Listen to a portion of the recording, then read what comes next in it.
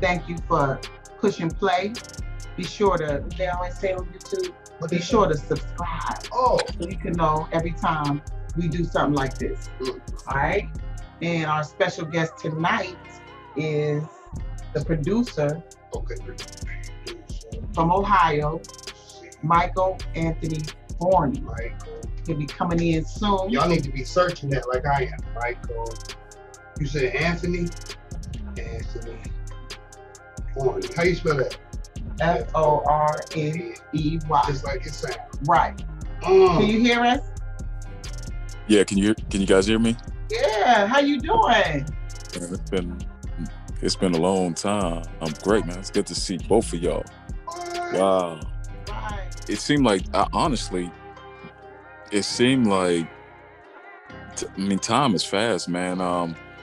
It's been a lot going on. I mean, when we last chatted, the book club had turned into the stage plays, and I think we was talking about I Was Fine Before I Met You when we had that interview. So that was like my second stage play.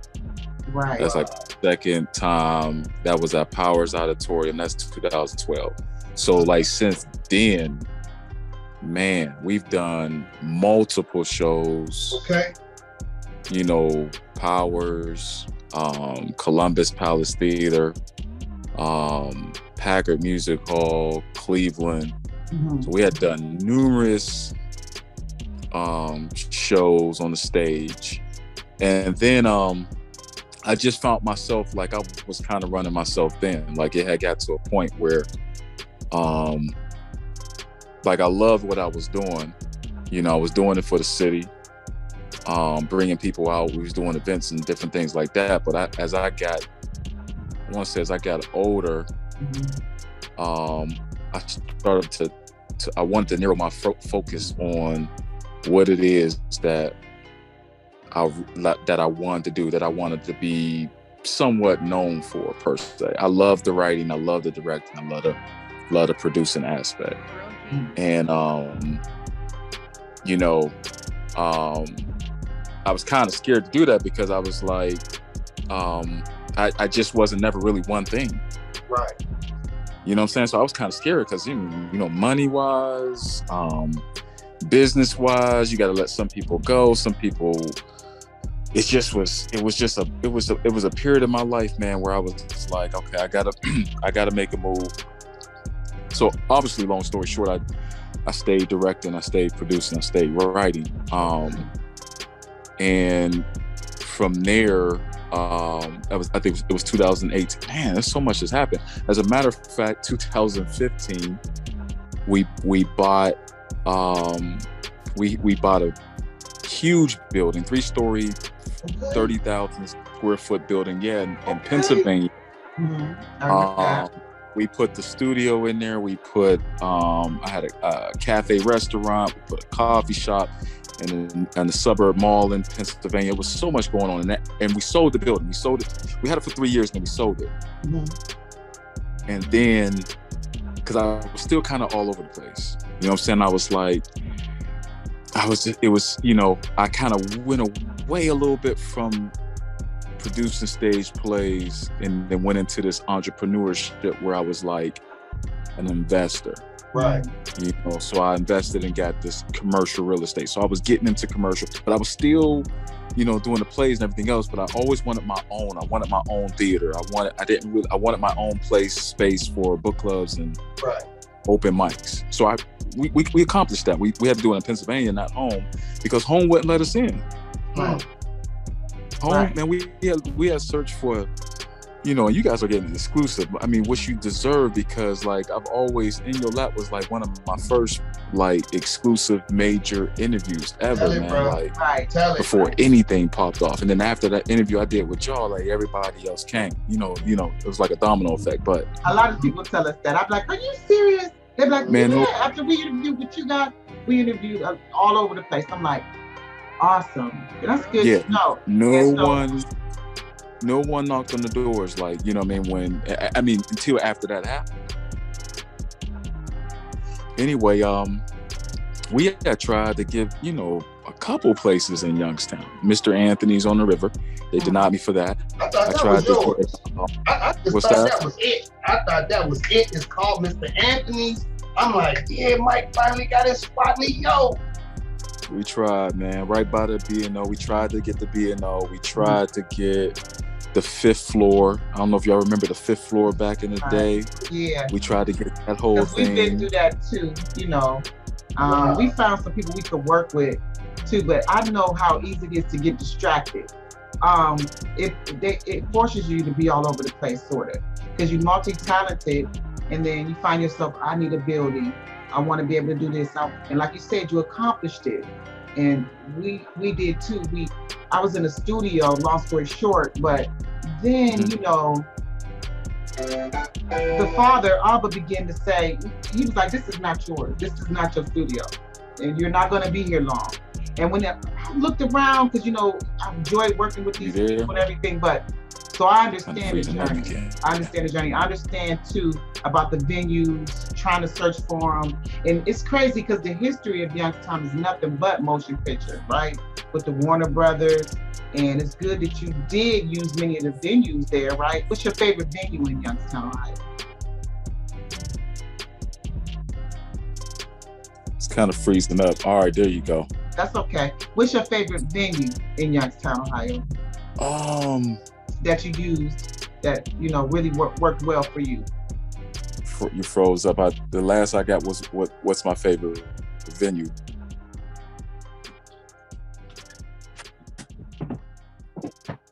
Let's see if this will do it. I still got a light. See if this will do it. Hopefully it will. Okay. All right. So hopefully cool. You guys there? Yep. Yeah. Favorite venue? In Youngstown, Ohio.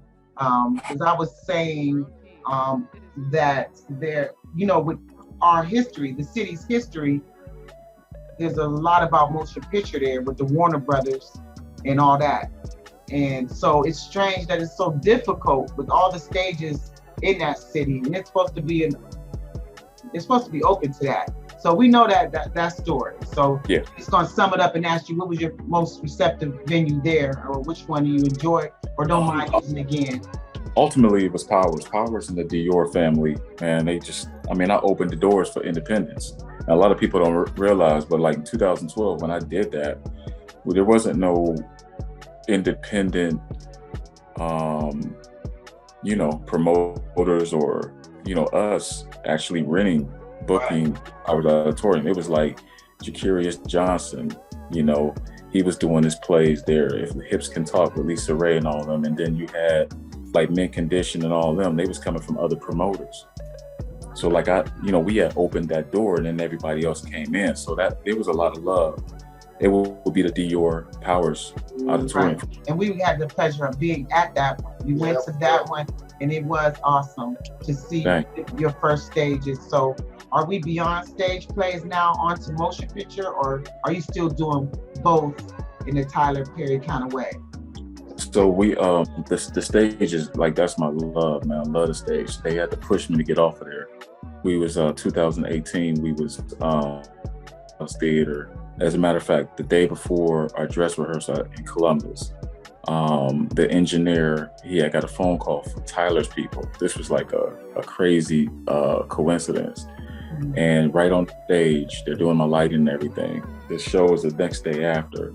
He got a call from Tyler people that they were they were booking the same theater that we was getting ready to have a show at the next day for 3 weeks to get ready for their Medea's last tour.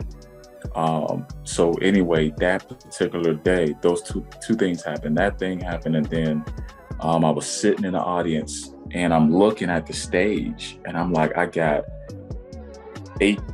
nine guys built my set. I got 7 guys getting the film and stuff like that together. I got close to 10 or 11 actors and actresses upstairs, and I got like 4 assistants, like an administration. And I'm looking and I'm like, my story's got to be bigger than just the stage. By this point, I'm like, at this point, I can go ahead and start filming.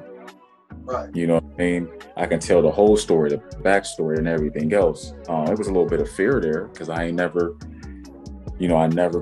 did a film or nothing like that, but I never did a play when I did the play. So I was like, oh, I didn't go to school. I ain't do none of that. I used YouTube, I Googled, I bought books, and that was it.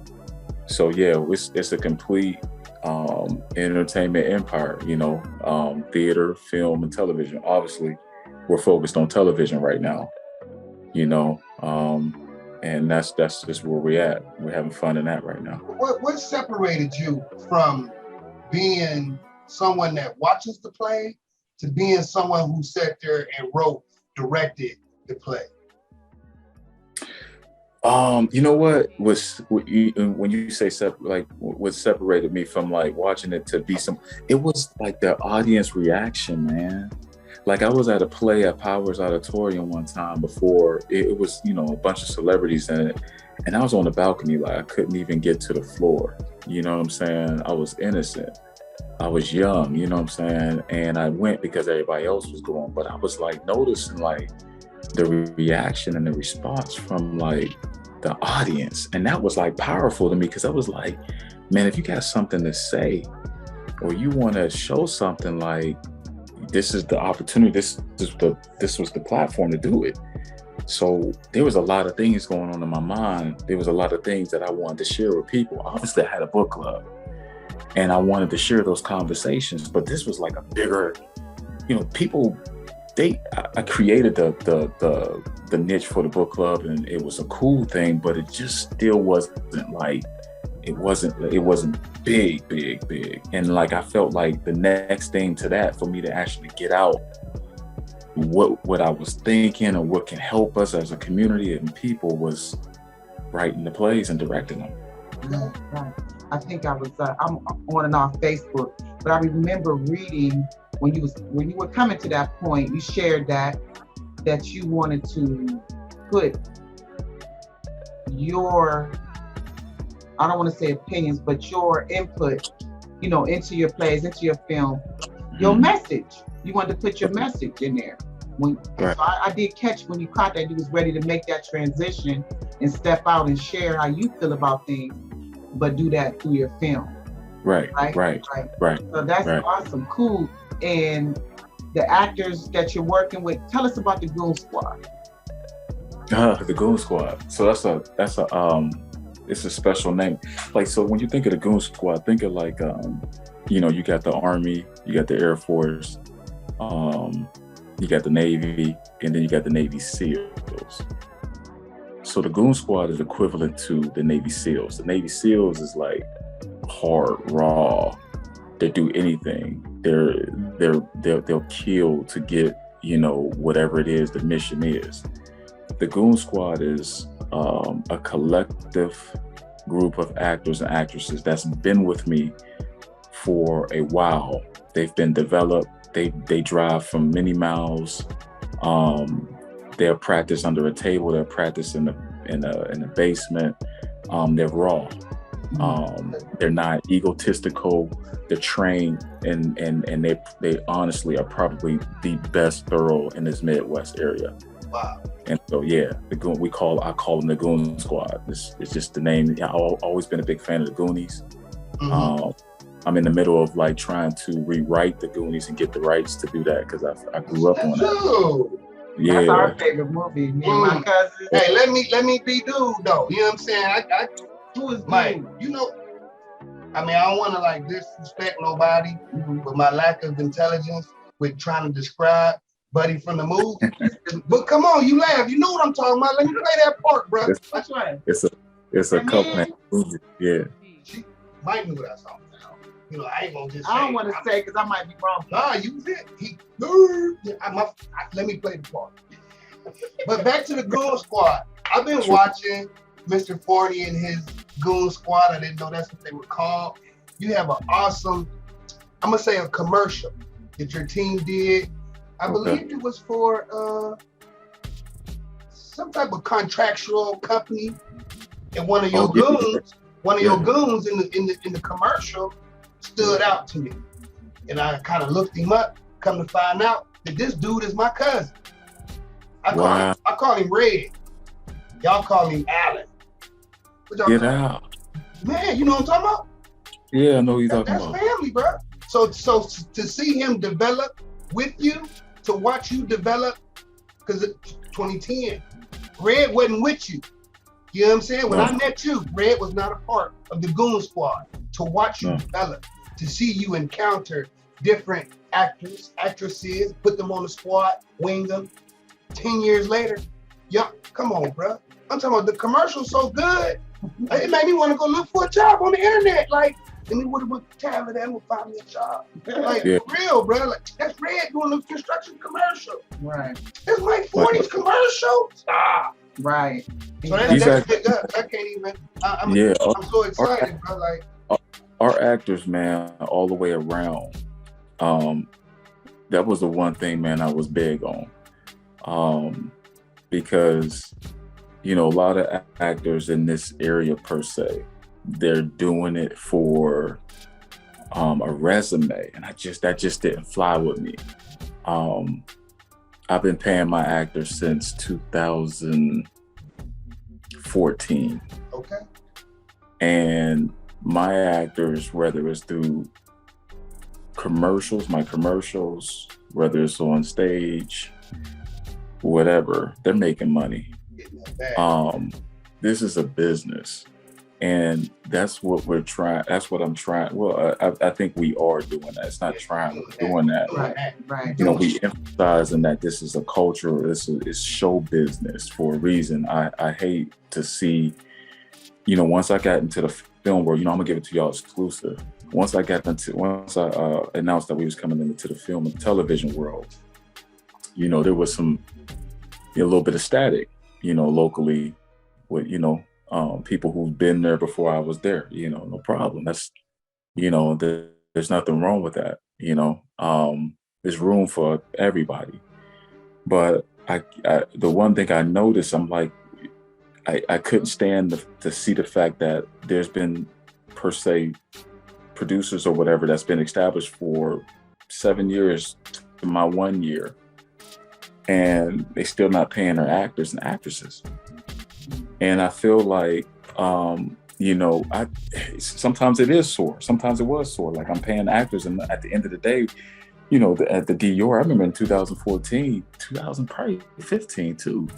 I paid all my actors and everything else. I great show and everything else. I went home with $1,500, and I mean, I paid out at least, a couple. I mean, we paid out big, and I was the less paid. You know, like probably above my musicians. It's, you know, and I don't think that's fair. I think if you're going to wear that title and you're going to claim, that you own this region and you the number one filmmaker or whatever you want to call it, and they're making this film world in this area more or less, no disrespect to the rap game, like a rap beef. It's unnecessary. Rap, that's hip hop. That's a battle of words. That has been on the foundation for the beginning. Is that healthy competition, or is it just you know what? There is no anytime. I love competition. I'm sports. I play basketball. I play football. Most men were built for competition because this is just our makeup. Cars, we got the shiniest car. We just been built for. I love competition, but it's hard to compete with me when you're the fundamental of, paying your staff. Like, you don't even have a staff, but your creation. I don't even consider your creation. And so there is. It's healthy competition for them. My competition is people like 50 Cent, Curtis Jackson. That's my competition. Those are people who I'm looking at, and I see he has the BMF movement and everything else. But I love our hometown. Y'all know we all come from the same place. Okay. There's a lot of stories, and I'm like, who's gonna tell these stories? Like in my recent film that we getting ready to put out soon, and I grew up, watching, seeing things, whatever, and there used to be this crew back in the day, and they were called the Ready Rock Boys, Wow. In my upcoming series, you know, I have the Ready Rock crew. There you go. There you go. You was just talking about them today. There you go. Just Yeah, like you know, so like Mhm. I did not do, you know, we not portraying anything that, because I don't know too much about, you know, I knew about the movement, Right. but we took the name and we did take the gangster, and I'm going to show it in a way that, you know, there's our stories in Youngstown are deep. Right. I'm like, ain't nobody telling them, so I'm gonna tell them. Right. You know. Right. Very artistic. And in that case, we have a lot of material that we want to show you in the future from Youngstown residents. Wow. That you know how we all get together and start talking, and we all for some reason we get into a film conversation. Get to the same. You know, part. even our friends, you know, I'm gonna say from the streets, you know, because that's where they're from. Somebody need to They want their story told, so I'm glad we still got that avenue, you know. Yeah. But we were talking about Youngstown's history, and the Ready Rock Boys came right up. Right up. So that's not a coincidence. Wow. Yeah. Really, it is not. So I think that's a great idea. Congratulations, because our stories are deep, and I already know they. And no disrespect, like everybody say, Minister Society. It tells from the hood or whatever. Boys in the hood, sorry. Same they thing. can't see them. They can't. Not these Youngstown stories. And because we get to come from an independent approach, not too much can be taken out. Hey, this is why too I just had an epiphany. The creative control. Those stories that you just named could be based on true stories. But the way my man Mr. Forney gonna portray these images. Because the one thing is, you know, like what's done is done. You know what I'm saying? So I didn't, you know, we Youngstown, you know, we came from the struggle. So I wasn't about to reintroduce that, you know what I mean? But I was going to pay homage to the fact that we did come from history, and I wasn't going to show it where we can actually relive it and be like, yeah, that's what it's about. Because no, that's not necessarily what per se. But when you do see it, you're gonna look like, wow, like that was strategic, that was artistic, how we gonna play that out. So wow, you know, looking forward to that. And that's something that's brand new, right? That you're working on. That's right now. Yeah, that's right now. Yeah. Okay. You're in the writing stages of that project. We actually passed that. We're actually in the development stage. So we're literally filming. We're going to launch our grand opening launch globally. It's going to be in a couple weeks. We're going to launch that on the net. You know, everyone will see that, and then we're just going to keep moving. You know. Okay. Sounds good. And what do you look for in actors? Yeah, because I know a lot of people are interested in that and might want to reach out. You know what? I look for the passion and the drive.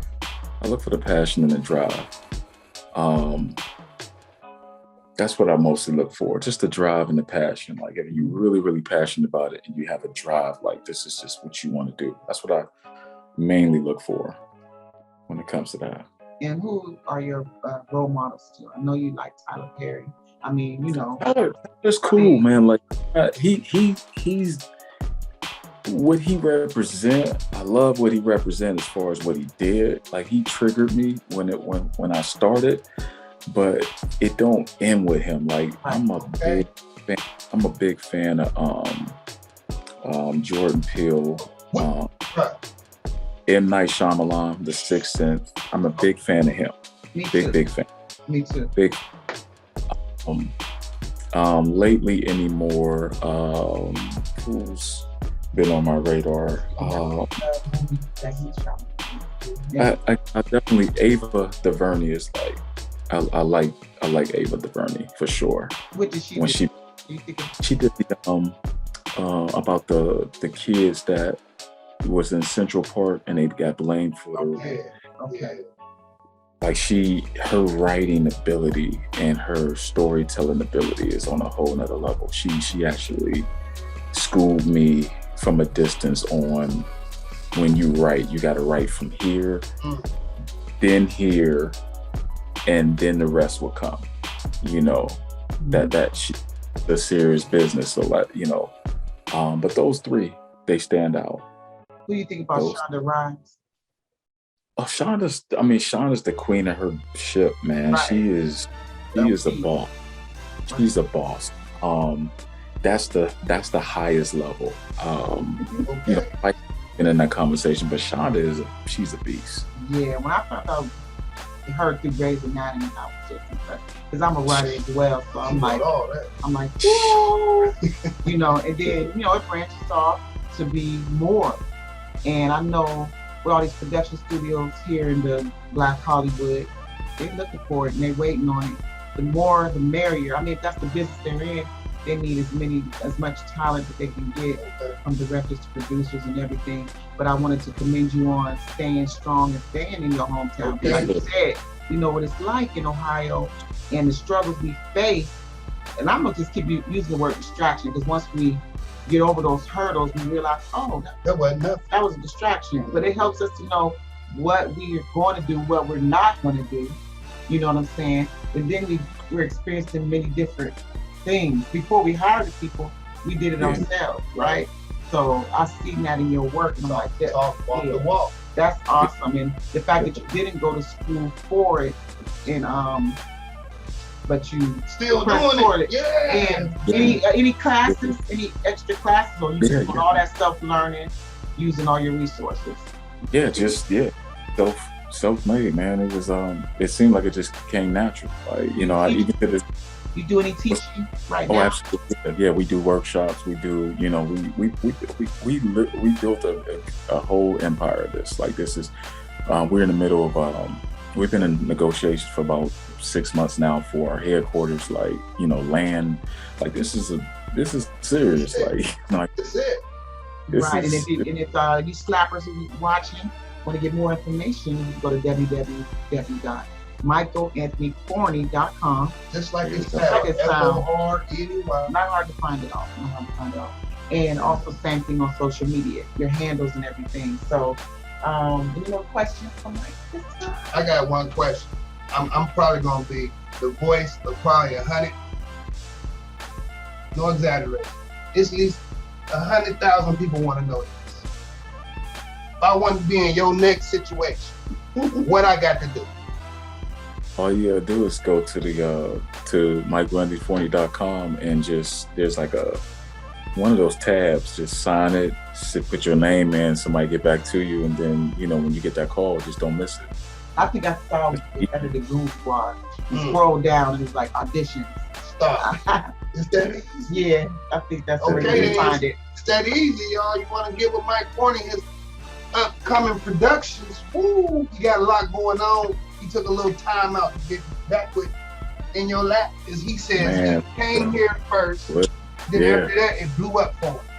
I haven't did it. Now, y'all. And below the video, we're gonna link the old interview for those who just want to see the beginning now, because people are interested in that. And so we love to use our platform, and of course we're gonna be interviewing again. And I heard you say something about exclusive, something about the movie or some project. You said we just gonna get the exclusive. Oh yeah, without a doubt. Okay, yeah. So we get the first people to see it. You got to. Great, we're gonna let everybody know about it.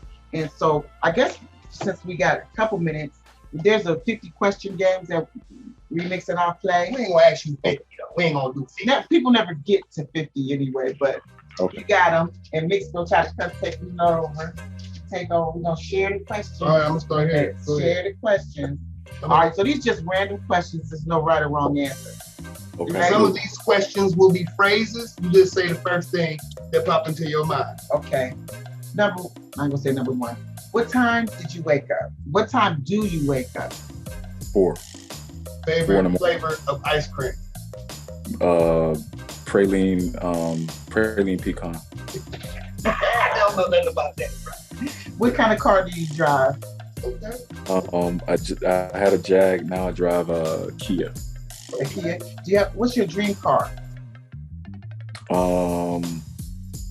Land Rover Defender. Oh no, the dream car. No, Bugatti. The Bugatti. East Coast or West Coast? East Coast. Miami or Atlanta?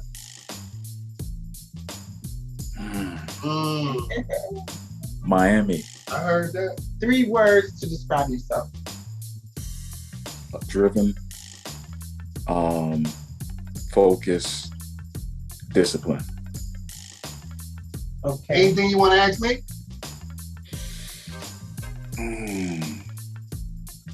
Man, it's been so long, man. Right.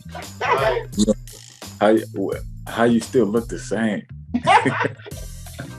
God did it, bro. I got some gray. I keep cutting it off, though. You know what I'm saying?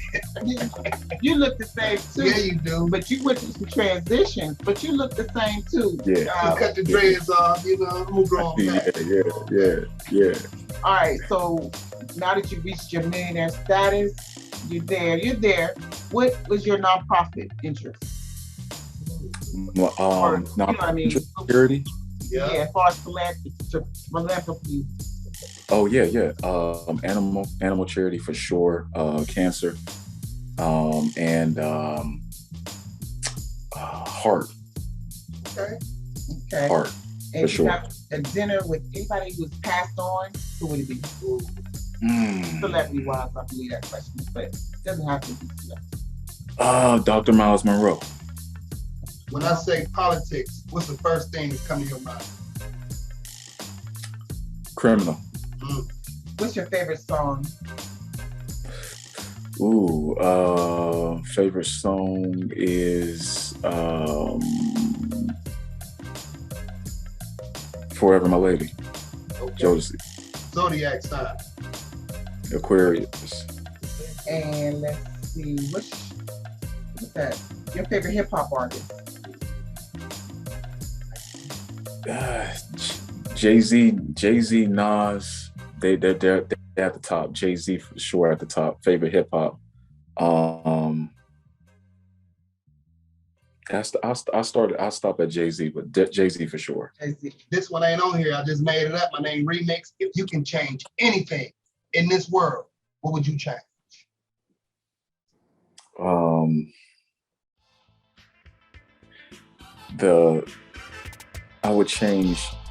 I would change money. Yeah, you know.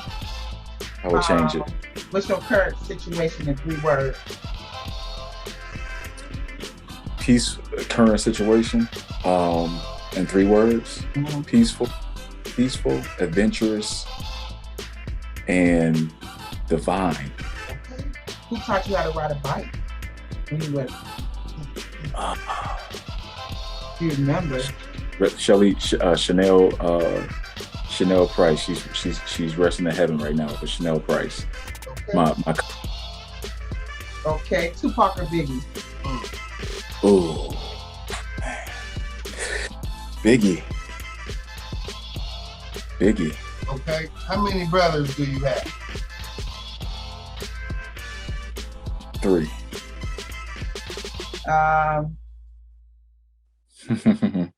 What's your favorite social network? Okay. Random question. You know what? Instagram Instagram is cool. Yeah, Instagram is really cool. I like Instagram. And your favorite holiday? If you celebrate. Thanksgiving, man. Family. Thanksgiving, man. Favorite Bible character? Oh, David. And speaking of Bible characters, would you ever do a Bible story, a story based on It's already done. Well, in the Bible, it's all situations, all kinds of stories.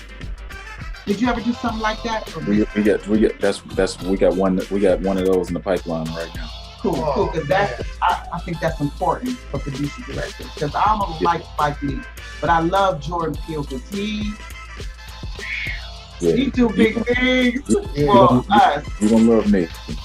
Great. Yeah. Like Jordan, you're gonna love me. Just a couple more questions. We're gonna you good. Do what it do. Your most embarrassing moment. I'm sorry. She just took my question. The most embarrassing moment. Let me be holding me. Oh, there we go. You guys, there you go. Embarrassing moment. I think one time I drove off and the pump was still hooked up to the car. Okay. That's the one real fast. Yeah. September 9/11, where were you?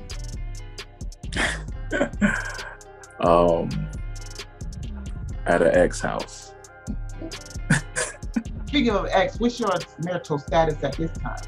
You know, Happily single. Happily single. And is it because you're busy, or you choose to be single? I know you used to do a lot about relationships in the beginning. You know, with the book club, that's easy to come by with book club. Yeah. So, is there a reason that you're? It's just you know, most of my I don't know if I have any emotion in the bank for the relationship. All my emotion is in the business, man. It's just the business, the grind, like right now. But I mean, if it happens, it happens. But I ain't looking for it. All right. Okay. All right. And my last question for you tonight: your favorite NFL team? I seen you was watching. Man, come on, bro. Cleveland. Oh. Okay. So he left Ohio from the head. I'll beat her next week. I'll be at the stadium next week. Steelers and yeah, for sure. Yeah. And before we go, let's get into some serious topics like the pandemic. Sure. How's that affected the film for your film production? Did that slow you down, or did that get you guys to keep a grind? Yeah, it probably. You know, it's crazy, man. You know, in the entertainment, like if you don't put nothing out, nothing comes in. Yeah. You know, there was nothing coming in. You know what I mean? Ain't nobody had nothing. So you couldn't throw no fundraisers, no nothing, man. But you did take advantage of the government programs for arts. We didn't. They didn't. We didn't get it, and we actually qualified for a PPP that our banks denied. Okay. There's a couple other ones too that I'm gonna have to get to your assistant. We're like this, like. Right. Okay, cool. All right, we're gonna take care of that, because that's what we do on In Your Lab. We network and connect people. That's what it's all about. So we appreciate you talking with us again this evening. We don't want to hold you up any longer. Anytime. And we will talk again in the future. Just want to say congratulations, and thank y'all. I look at your life from the interview to now, and me and Mix are like, wow, look what God is doing. Because you can't see yourself. I mean, we're doing a lot too. And we'll talk to you about that later on. And, I want to know. Your life is a great blessing. We're very proud of you, and we look forward to everything that you're going to be doing. I'm gonna leverage all this. Film industry. I'm gonna leverage all this. At the end of the day, like there's some things I can't talk about on here that I'm not allowed to talk about. But at the end of the day, we're going to see each other. We're going to have to. We're going to have dinner with long time. We'll be talking. Keep doing what we're doing for sure. Mm-hmm. All right, we appreciate you. You have a good night. You too. Okay. All right. Peace. Yep. Legendary.